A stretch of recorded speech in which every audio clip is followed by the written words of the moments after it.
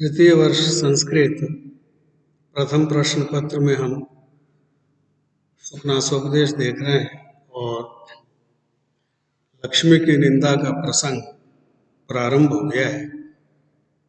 एक महत्वपूर्ण बात हमने पिछले लेक्चर में पढ़ी थी कि लक्ष्मी साथ साथ रहने के किसी भी परिचय को नहीं मानती। इसको बाणभट्ट ने कहा, इस जैसी अनार्या दुष्टा कोई नहीं है जो सहवास यानी साथ निवास के परिचय को नहीं मानती है। पुनः उसको छोटे छोटे वाक्यों के माध्यम से सुंदर तरीके से बाणभट्ट ने स्पष्ट किया है। देखिए, न परिचयम रक्षति, लक्ष्मी जो है किसी परिचय की रक्षा नहीं करती। अगर किसी व्यक्ति के पास बहुत दिनों से लक्ष्मी का निवास है तो ऐसा नहीं है कि लक्ष्मी उसके परिचय का कोई आदर करती है। जब उसे निकलना होता है वह निकल लेती है। न परिचयम रक्षते नाभिजनम ईक्षते, नाभिजनम न अभिजनम ईक्षते।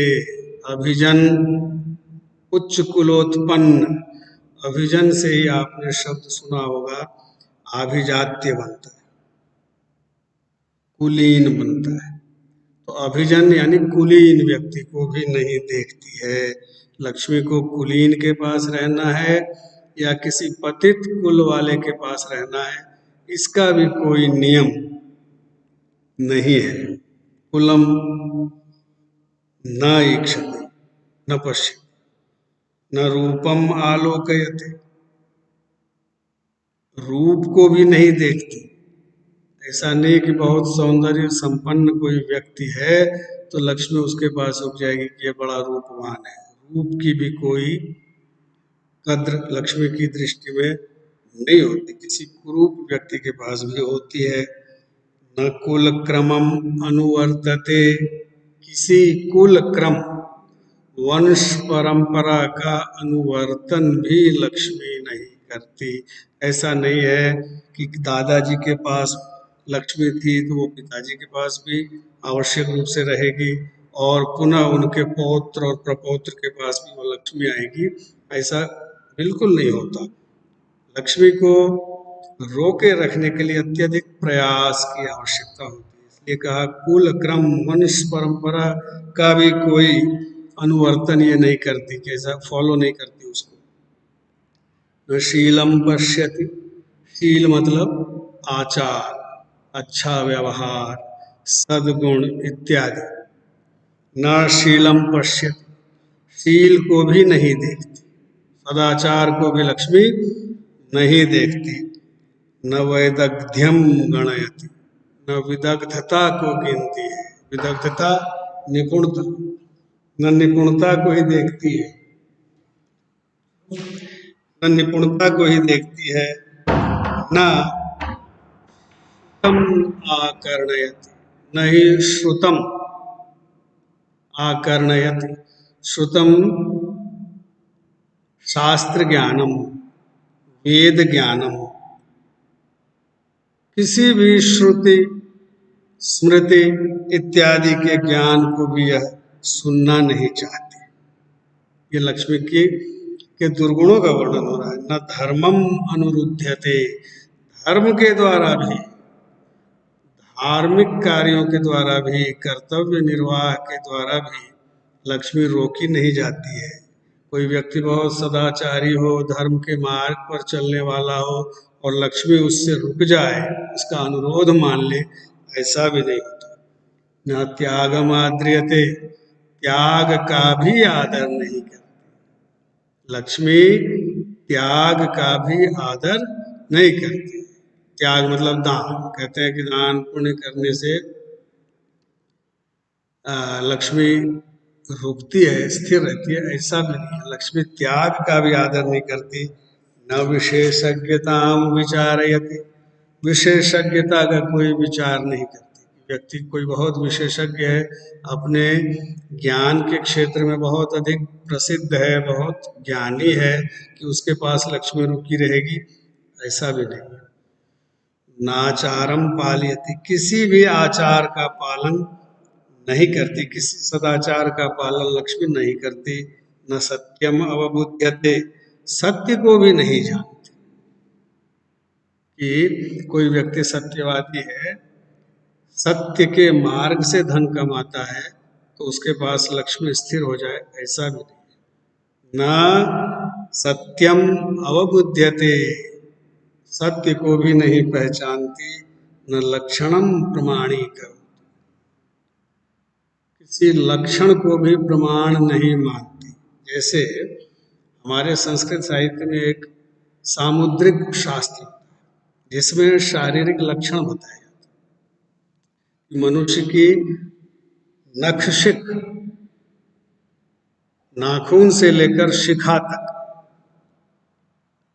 अगर ऐसे ऐसे लक्षण होंगे, ललाट कैसा होगा, केश कैसे होंगे, भौहें कैसी होंगी, नेत्र कैसे होंगे, नासिका कैसी होगी, कर्णद्वय कैसे होंगे, हाथ पैरों की बनावट कैसी होगी, ये सब सामुद्रिक शास्त्र में बताया गया है। और उसके अनुसार मनुष्य के शुभ और अशुभ भविष्य का कथन भी किया गया है। ये सामुद्रिक शास्त्र कहते हैं। तो कह रहे हैं लक्ष्मी किसी भी लक्षण को, किसी भी शास्त्रोक्त लक्षण को प्रमाण नहीं करती। जैसे मनुष्य के हाथ में बहुत सारी ऐसी रेखाएं होती हैं, कहीं त्रिकोण बना होता है, कहीं शंख बना होता है, कहीं मत्स्य बना हुआ होता है, और ज्योतिष बतलाते हैं कि इस तरह की रेखाएं, इस तरह के चिन्ह आपके हाथों में है, आपके पैरों में है, तो आपके पास बहुत लक्ष्मी होगी। ऐसा आवश्यक नहीं है। गंधर्व नगर लेखा इव पश्यत एव नश्यत, पश्यत एव, इसमें क्षत्रिय प्रत्ययांत है, पंचमी और षष्ठी का एक वचन। पश्यत एव, देखते ही देखते, नश्यति, विलुप्त हो जाती। लक्ष्मी देखते ही देखते विलुप्त हो जाती है। कैसे? गंधर्व नगर लेखा इव, गंधर्व नगर लेखा ऐसा होता है कभी कभी आकाश में कुछ ऐसी आकृतियां ग्रहों और नक्षत्रों की बन जाती हैं जिन्हें शास्त्रों में गंधर्व नगर कहते हैं। गंधर्व एक मानवेतर योनि होती है। यक्ष, किन्नर, नाग, गंधर्व, ये सब मानवेतर योनियां हैं। मनुष्य से अधिक शक्तिशाली योनियां हैं और देवताओं से कम। तो ऐसा लगता है जैसे गंधर्वों का कोई नगर हो।